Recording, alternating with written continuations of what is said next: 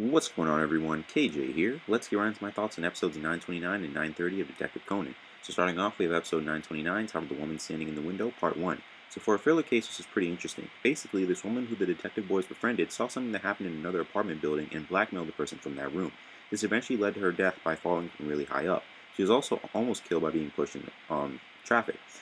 As far as culprits go, I think it was either the professor or the office worker, but we'll just have to wait and see what happens. So rating-wise, I give this one a 4.5 out of 5 because, as stated before, I found this filler case to be pretty interesting, and I'm curious as to who the culprit is, as all three of them seem pretty suspicious.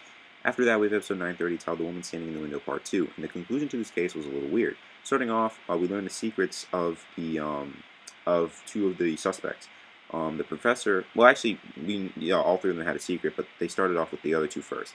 So the professor had a wig, and the office worker was actually a guy, as well as the one who pushed the victim into traffic. However, the true culprit was a social critic.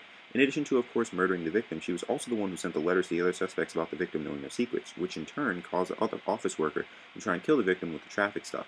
The social critic had to silence the victim because her secret was that she saw her rob another person's apartment.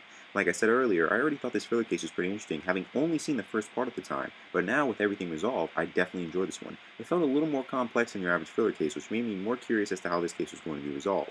Rating-wise, I had to give this one a 5 out of 5 because I really enjoyed it. As stated before, it felt a little more complex, which made it very interesting, and it also, of course, made me curious as to how it will be resolved. But that's pretty much it with the Stellar Episode review. Let me know your thoughts on these episodes in the comments down below. If you enjoyed this video, be sure to give it a like. And if you're new here, hit that subscribe button. And be sure to hit the notification bell so notify of all my uploads. But until next time, I'll see y'all later.